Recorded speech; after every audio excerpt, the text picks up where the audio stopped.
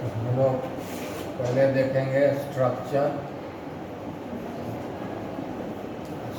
Of ether. तो ether को हम डिस्कस क्या किए थे, ये जो वाटर होता है उसके दोनों हाइड्रोजन को हम लोग रिप्लेस कर देते हैं अल्काइल ग्रुप से, तो ईथर हो जाता है ना। उसके बाद एल्कोहल का भी यही हाल है। इधर मान लो CH3 है, इधर कोई अल्काइल ग्रुप जो है वो H को रिप्लेस कर दिए तो ईथर हो गया, ठीक है ना। और ये जो ऑक्सीजन है इसका बेंट शेप होता है, इन्वर्टेड वी शेप होता है, इन्वर्टेड वी शेप होता है। ये जो है अल्कोहल से लाया है और ये वाटर में दोनों ही रिप्लेस कर दिए। तो ये जो वाटर का शेप होता है बेंट शेप होता है, इसलिए ईथर का भी शेप बेंट शेप होता है, इन्वर्टेड वी शेप, ठीक है ना। आया बात समझ। दूसरा चीज़ क्या है कि ईथर जो है ये इसमें ये है तो कोवैलेंट कंपाउंड, लेकिन इसमें आयनिक कैरेक्टर होता है। आयनिक कैरेक्टर अच्छे अप्रिशिएबल क्वांटिटी में होता है। कैसे पता चलेगा? 11 में पढ़ाए थे ना कि कोई भी कोवैलेंट मॉलिक्यूल में उनको अगर पता करना है कि उसमें आयनिक कैरेक्टर है या नहीं है, कैसे पता करता है? उसका पैरामीटर क्या है? Dipole moment. तो डायपोल मोमेंट क्या होगा? अब यहाँ टुवार्ड्स द नेगेटिव, है ना, ऐसे ना डायपोल मोमेंट देते हैं। ये डायपोल मोमेंट है, दोनों क्या कर रहा है, ये वेक्टर होता है। डायपोल मोमेंट क्या है? वेक्टर है। तो शेप के हिसाब से दोनों आकर के यहाँ ऐड होगा और यहाँ पर जो है एक रिजल्टेंट आएगा, यानी इसका जो है डायपोल मोमेंट ग्रेटर देन 0 होगा। डायपोल मोमेंट ग्रेटर देन 0 होगा। इसका मतलब ये प्योरली 100% कोवैलेंट मॉलिक्यूल नहीं है, इसमें आयनिक कैरेक्टर है, इसलिए ये आयनिक रिएक्शन भी देगा। समझ गया ना? ये प्योरली कोवैलेंट मॉलिक्यूल नहीं है, इसमें आयनिक कैरेक्टर है। आई बात समझ में? क्लियर? तो जैसे कि ये है डाई मिथाइल ईथर है, तो इसका जो होता है ये होता है 1.3 डाई, ठीक है। इसका कितना है? डायपोल मोमेंट 1.3 डी/, जीरो नहीं है। समझ गए? डायपोल मोमेंट जीरो नहीं है, जीरो से बड़ा है। तो जीरो से जैसे ही ज़्यादा होता है उसमें आयनिक कैरेक्टर होता है। डायपोल मोमेंट जीरो होगा तभी ना इसमें आयनिक कैरेक्टर नहीं होगा। डायपोल मोमेंट जीरो से जैसे ही ज़्यादा होगा उसमें कुछ न कुछ आयनिक कैरेक्टर आएगा। इसमें तो 1.3 है, तो काफ़ी ज़्यादा आयनिक कैरेक्टर है। समझ गया? इसलिए आयनिक केमिकल रिएक्शन ये देता है, ठीक है। तो याद रखना है कि ये जो है इसका जो नेचर हो गया, क्या हो गया? पोलार हो गया। स्ट्रक्चर क्या हो गया? Inverted V shape. स्ट्रक्चर क्या हो गया इसका? Inverted V shape. और नेचर क्या हो गया इसका? पोलार। ये पोलार मॉलिक्यूल है, ठीक है। अब फिजिकल स्टेट अगर हम डिस्कस करेंगे, फिजिकल स्टेट तो जो लोअर है ये वाला गैस होगा, ठीक है, और ये भी गैस होगा।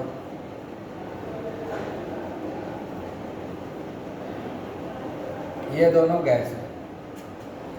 डाईथाइल ईथर, इसका भी डायपोल मोमेंट जो होता है 1.8 होता है, इसका डायपोल मोमेंट होता है 1.8 डी/। तो ये दोनों गैसियस स्टेट में रहता है, ये दोनों गैसियस स्टेट में रहता है। बाकी इससे जैसे आगे बढ़ेंगे तो लिक्विड में, ठीक है, लिक्विड से फिर सेमी सॉलिड लिक्विड हो जाएगा। तो इस तरीके से इसका जो फिजिकल बिहेवियर है, तो लोअर ईथर्स जो होता है, खास करके डाईमिथाइल ईथर और डाईइथाइल ईथर, ये गैसियस स्टेट में रहता है। इसके बाद जो भी आता है वो सभी के सभी क्या होता है? सेमी लिक्विड रहेगा, ठीक है। लिक्विड होगा, फिर सेमी लिक्विड होगा, मतलब सेमी सॉलिड होगा, उसमें सॉलिड भी आ जाएगा। क्लियर? तो ये हुआ इसका फिजिकल स्टेट। तो फिजिकल स्टेट में और भी चीज़ कलर लिख सकते हैं, कलरलेस होता है। फिजिकल स्टेट में वही लिखते हैं ना, किस स्टेट में है, सॉलिड में है, गैस में है, लिक्विड में है। उसके बाद कलर देखते हैं, मेल्टिंग पॉइंट, बॉइलिंग पॉइंट, यही सब ना फिजिकल स्टेट है। हैं, आया समझ में? उसके बाद इसमें स्मेल भी होता है, सबका स्मेल होता है। वोलाटाइल इन नेचर होता है। वोलाटाइल मतलब अगर ओपन छोड़ देंगे तो इवापोरेट हो जाएगा, तो वोलाटाइल इन नेचर है। इसका फिजिकल स्टेट यही है, ठीक है। तो जनरली क्या होता है, ये कलरलेस होता है। उसके बाद इसमें स्मेल होता है, वोलाटाइल होता है, ठीक है।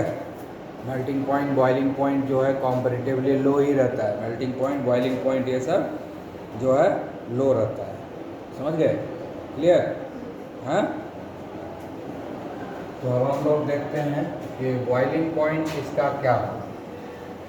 बॉइलिंग पॉइंट इसका लो होगा, ठीक है, लगभग हाइड्रोकार्बन के बराबर ही होगा, है ना। बॉइलिंग पॉइंट जैसे इसका अल्कोहल भी बन सकता है, इसका आइसोमर अल्कोहल बनेगा कि नहीं, CH3 CH2OH, इसका बॉइलिंग पॉइंट लगभग अल्कोहल के बराबर होता है, लगभग अल्कोहल के बराबर होता है। उसका कारण अल्कोहल में तो थोड़ा हाइड्रोजन बॉन्ड है भी, ठीक है, अल्कोहल से कम ही होगा। और ये लगभग जो है किसके बराबर हो जाएगा इसका बॉइलिंग पॉइंट? हाँ, एल्केन के बराबर होगा, हाइड्रोकार्बन के बराबर होगा, क्योंकि इसमें कोई हाइड्रोजन बॉन्ड नहीं है। ईथर में कोई हाइड्रोजन बॉन्ड नहीं है, ईथर आपस में हाइड्रोजन बॉन्ड नहीं बनाता है, क्योंकि यहाँ ऑक्सीजन का बॉन्डिंग कार्बन के साथ है, हाइड्रोजन के साथ बॉन्डिंग नहीं है। इसमें जो है हाइड्रोजन का बॉन्डिंग है ऑक्सीजन के साथ, तो यहाँ हाइड्रोजन बॉन्ड रहता है, तो इसके कंपैरिजन में अल्कोहल का ज़्यादा होता है बॉइलिंग पॉइंट। तो अल्कोहल से थोड़ा कम रहेगा इसका बॉइलिंग पॉइंट ईथर का, लेकिन इसका लगभग होगा हाइड्रोकार्बन के बराबर, क्योंकि हाइड्रोकार्बन में भी जो है हाइड्रोकार्बन मतलब, अच्छा, जब कंपैरिजन करते हैं ना तो इक्वल कंपैरेबल मास को कंपैरिजन करते हैं, मतलब जिसका मॉलिक्यूलर मास सेम है जिस मॉलिक्यूल का, उसी का बॉइलिंग पॉइंट हम कंसिडर करते हैं, क्योंकि मास अगर चेंज होगा तो उसका बॉइलिंग पॉइंट भी चेंज होता है, ठीक है ना। तो कंपैरेबल मास का हम कंपैरिजन करेंगे। अब जैसे देखो इन दोनों का क्या है, मॉलिक्यूलर मास सेम होगा ना, या तो मॉलिक्यूलर मास सेम हो या एक दो यूनिट कम ज़्यादा हो तो चलेगा, यानी कंपैरेबल मास वाला जो मॉलिक्यूल है उसी को हम आपस में कंपैरिजन करेंगे किसका बॉइलिंग पॉइंट और किसका मेल्टिंग पॉइंट ज़्यादा है। तो ये तो लिक्विड में और गैस में है, तो यहाँ मेल्टिंग पॉइंट कम देखेंगे, बॉइलिंग पॉइंट देखेंगे। आई बात समझ में? तो ईथर में चूँकि हाइड्रोजन बॉन्ड नहीं होता है, तो अल्कोहल के कंपैरिजन में इसमें तो बॉइलिंग पॉइंट कम होगा ही। और हाइड्रोकार्बन जिसका कि इसके बराबर होता है जिसका मॉलिक्यूलर मास, उससे जब हम कंपैरिजन करेंगे तो लगेगा कि ईथर और हाइड्रोकार्बन में कोई डिफरेंस है, ईथर और हाइड्रोकार्बन में कोई डिफरेंस है ही नहीं in terms of boiling point, लगभग सेम रहेगा, क्योंकि ईथर में भी हाइड्रोजन बॉन्ड नहीं है, ईथर में भी हाइड्रोजन बॉन्ड नहीं है ना, आई बात समझ में। और हाइड्रोकार्बन में भी हाइड्रोजन बॉन्ड नहीं है, क्योंकि हाइड्रोकार्बन में ऑक्सीजन ही नहीं है, ठीक है ना। ऑक्सीजन, फ्लोरीन और नाइट्रोजन ये तीनों है ही नहीं हाइड्रोकार्बन में, वो तीनों रहेगा तब तो हाइड्रोजन बॉन्ड बनने का चांस रहेगा, आई बात समझ में। तो इसीलिए जो है कंपैरेबल मास जिसका होता है हाइड्रोकार्बन उसके लगभग बराबर इसका होता है बॉइलिंग पॉइंट। आया समझ में? हाँ, तो ये तो हुआ कि बॉइलिंग पॉइंट में हुआ कि अल्कोहल से इसका बॉइलिंग पॉइंट कम होता है, ईथर का अल्कोहल से बॉइलिंग पॉइंट कम होता है, लेकिन हाइड्रोकार्बन के लगभग बराबर होता है। और हम जो कंपेयर कर रहे हैं कंपेरेबल मास, मतलब लगभग बराबर मास है, ऐसा नहीं कि मास में बहुत ज़्यादा डिफरेंस है तो फिर वहाँ हम कंपैरिजन नहीं कर सकते हैं ना, फिर तो मास को भी कंसीडर करना होगा, जिसका मास ज़्यादा होगा उसका बॉइलिंग पॉइंट ज़्यादा हो जाएगा, समझ गया ना। तो और भी फैक्टर प्ले करेगा, तो कंपेरेबल मास को ही हम आपस में कंपैरिजन करेंगे, तो उसमें हमको पता चलता है कि अल्कोहल से है कम है इसका बॉइलिंग पॉइंट, ठीक है, लेकिन हाइड्रोकार्बन के बराबर। आई बात समझ में? क्लियर? अब जो है ये तो हो गया कि बॉइलिंग पॉइंट हो गया। अब नेक्स्ट हम लोग सॉल्युबिलिटी देखेंगे, ठीक है, सॉल्युबिलिटी।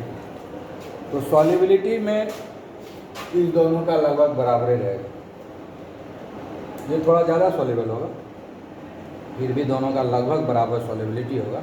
उसका कारण है कि पानी के साथ तो ये हाइड्रोजन बॉन्ड बना देता है। जब हम ईथर को पानी में डालते हैं तो वाटर के साथ हाइड्रोजन बॉन्ड बना लेता है, क्योंकि वाटर में OH बॉन्ड है, तो वहाँ इलेक्ट्रोनेगेटिविटी डिफरेंस है ऑक्सीजन हाइड्रोजन में, तो हाइड्रोजन पॉजिटिवली चार्ज हो जाता है। तो वाटर का जो पॉजिटिवली चार्ज हाइड्रोजन है ना, वो ही इसके साथ हाइड्रोजन बॉन्ड बना देता है। ठीक है, तो कैसे बनना, AH हो गया, O यहाँ प्लस है, यहाँ माइनस है, तो ये हाइड्रोजन बॉन्ड बना, तो वाटर के साथ ये हाइड्रोजन बॉन्ड बना लेता है, इसीलिए ये सॉल्युबल है। इसका सॉल्युबिलिटी जो है वाटर में हाई है। खास करके जो लोअर है, खास करके जो लोअर ईथर्स है वो हाईली सॉल्युबल है वाटर में, जैसा कि एल्कोहल भी water soluble, lower alcohols are highly soluble in water, और हाइयर एल्कोहल भी वाटर सॉल्युबल नहीं है, तो हाइयर ईथर भी वाटर सॉल्युबल नहीं है। वाटर सॉल्युबल होने का मेन रीज़न यही है कि अल्कोहल भी हाइड्रोजन बॉन्ड बना लेता है, अल्कोहल हाइड्रोजन बॉन्ड बनाता है वाटर के साथ, उसी तरह से ईथर भी बना लेता है वाटर के साथ हाइड्रोजन बॉन्ड, है ना। ईथर और ईथर के बीच में आपस में कोई हाइड्रोजन बॉन्ड नहीं है, इसीलिए उसका बॉइलिंग पॉइंट लो है, समझ गया ना। ईथर में आपस में हाइड्रोजन बॉन्ड एब्सेंट है, उसके बीच में डायपोल डायपोल इंटरेक्शन है। ईथर और ईथर के बीच में क्या इंटरेक्शन है, week van der Waals force of attraction, dipole dipole interaction है, जो बहुत ही वीक होता है, समझ गए ना। तो इसलिए उसका बॉइलिंग पॉइंट कम है, लेकिन जब हम सॉल्युबिलिटी की बात करते हैं तो वो अल्कोहल के बराबर हो जाता है, क्योंकि अल्कोहल भी हाइड्रोजन बॉन्ड बनाता है वाटर के साथ, और ईथर भी हाइड्रोजन बॉन्ड बना लेता है वाटर के साथ, इसलिए सॉल्युबिलिटी हाई हो जाता है, और लगभग सॉल्युबिलिटी अल्कोहल के कंपैरिजन में आ जाता है। आया समझ में, क्लियर। तो ये हो गया फिजिकल प्रॉपर्टीज़। अब हम लोग पढ़ेंगे केमिकल प्रॉपर्टी। तो केमिकल प्रॉपर्टीज ऑफ ईथर होगा, तो पहला जो रिएक्शन होगा वो होगा cleavage of carbon oxygen bond, ठीक है, और दूसरा होगा electrophilic substitution reaction, electrophilic substitution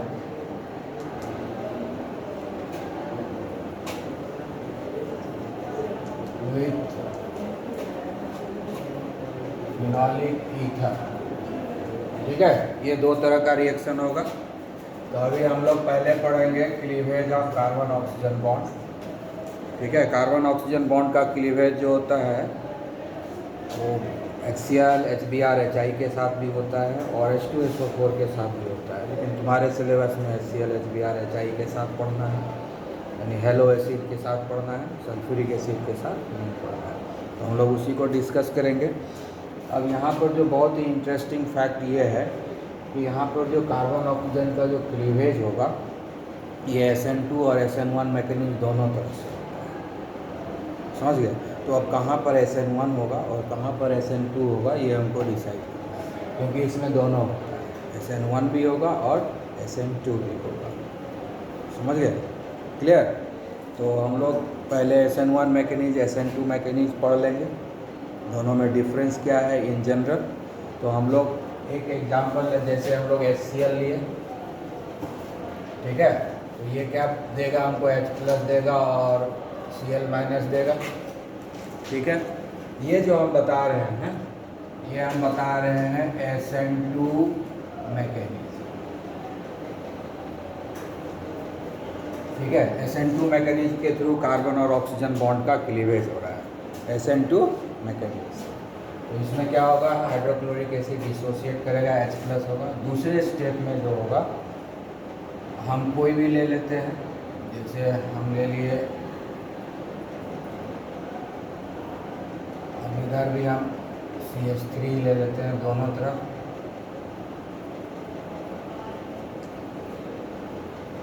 ठीक है। तो इस केस में क्या होगा, ये जो H+ है, अब ये हुआ प्रोटोनेशन, ये प्रोसेस को क्या बोलते हैं, सेकंड जो पहला हुआ आयनाइजेशन, प्रोटॉन फॉर्मेशन हुआ, और ये हो रहा है प्रोटोनेशन, मतलब प्रोटॉन का एडिशन हो रहा है। यहाँ कई बार बता चुके हैं ऐसा दूसरा स्टेप में।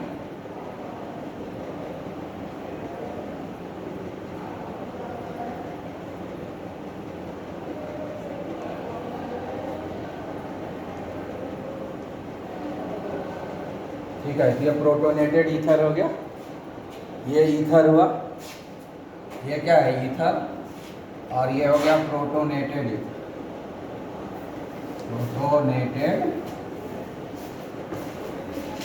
ईथर हो गया।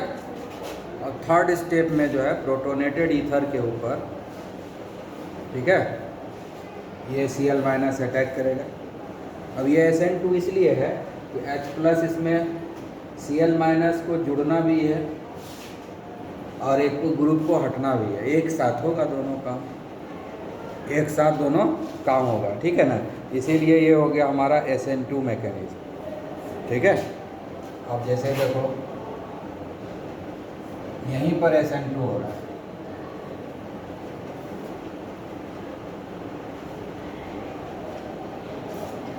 Cl माइनस ये आएगा। अब देखो यहाँ पर क्या हुआ, एक साथ होगा, समझ रहे हो ना।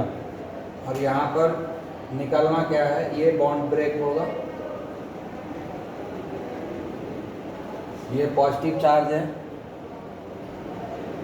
ये बॉन्ड को ब्रेक करेंगे हम, ठीक है। तो ये ब्रेक करके इस पॉजिटिव चार्ज को न्यूट्रलाइज कर देगा, तो ये अल्कोहल बन जाएगा CH3OH,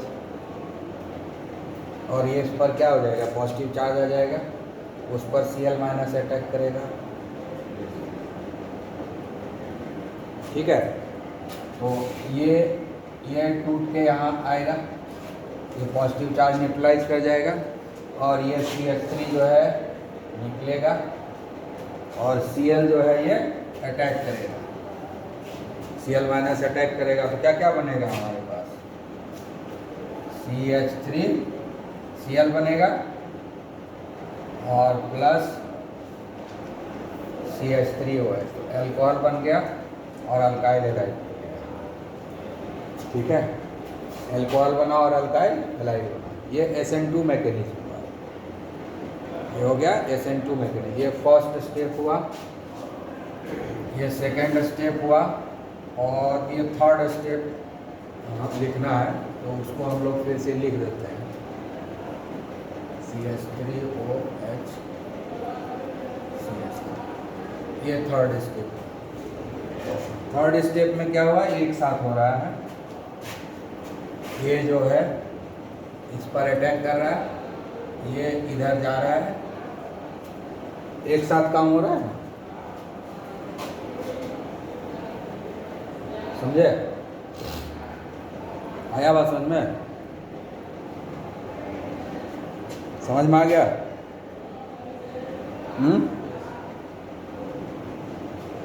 तो ये हो गया हमारा SN2 मैकेनिज्म, क्योंकि एक साथ हुआ, एक हट रहा है दूसरा जा रहा है ना, क्लियर। अब जो है देखिए इसको, अगर SN1 होगा तो जो थर्ड स्टेप होगा, थर्ड स्टेप में पहले ब्रेक करके निकलेगा, ठीक है। अब यहाँ पर क्या होगा, ये ब्रेक होगा, यहाँ पर अब जो है ये ब्रेक होकर के यहाँ निकल जाएगा, CH3OH अल्कोहल बन के निकल गया, और ये जो है कार्बोकेटायन हमको मिल गया, कार्बोकेटायन हमको मिल गया। अब ये कार्बोकेटायन जो है फोर्थ स्टेप में इसके ऊपर Cl माइनस अटैक करेगा और CH3, ये हुआ हमारा SN1, ठीक है, आ गया समझ में। तो ये दोनों ही तरह से रिएक्शन होगा, SN1 के थ्रू भी होगा और SN2 के थ्रू। अब कब SN1 होगा कब SN2 होगा, ये हमको ध्यान देना है। SN2 जो हम बताए थे उसमें एक ग्रुप आ रहा है, दूसरा ग्रुप हट रहा है, एक साथ हो रहा है, तो वहाँ आसान क्या होगा, बल्कीनेस नहीं होना चाहिए, स्टेरिक फैक्टर नहीं होना चाहिए, है ना। वहाँ पर मिथाइल ग्रुप या प्राइमरी रहेगा तो अच्छा रहेगा, यानी जो हेलो एल्केन बनेगा, हेलो एल्केन जो बनेगा, अल्काइल हैलाइड जो बनेगा वो लोअर ग्रुप का बनेगा। इसलिए लोअर ग्रुप का बनेगा क्योंकि वहाँ स्टेरिक फैक्टर काम कर रहा है SN2 मैकेनिज्म में। SN2 मैकेनिज्म होगा ना, आई बात समझ में। हैलाइड वहीं पर अटैक करेगा जो छोटा ग्रुप होगा, क्योंकि वहाँ स्टेरिक फैक्टर SN2 में स्टेरिक फैक्टर काम कर रहा है। SN2 में क्या काम करता है? स्टेरिक फैक्टर, क्राउडिंग कम होना चाहिए। क्राउडिंग जितना कम होगा उतना अच्छे से SN2 होगा। क्राउडिंग जितना कम होगा, तो क्राउडिंग किस में कम होगा? मिथाइल में कम होगा, प्राइमरी में कम होगा, सेकेंडरी टर्सरी में तो क्राउडिंग हो जाएगा। आया बात समझ में। तो SN2 मैकेनिज्म जब फॉलो करेगा तो उसमें क्या होगा कि जनरली जो लोअर एल्काइल ग्रुप होगा वो हैलाइड के साथ रहेगा, और जब SN1 मैकेनिज्म फॉलो करेगा तो SN1 में क्या होता है? कार्बोकेटाइन बनता है। कार्बोकेटाइन का स्टेबिलिटी होता है, इंटरमीडिएट कार्बोकेटाइन बना। अब ये कार्बोकेटाइन कितना स्टेबल है इसके ऊपर डिपेंड करता है, ठीक है। तो कार्बोकेटाइन सबसे ज़्यादा कौन स्टेबल होता है? टर्शियरी। कार्बोकेटाइन कौन सा सबसे ज़्यादा स्टेबल होता है? टर्शियरी।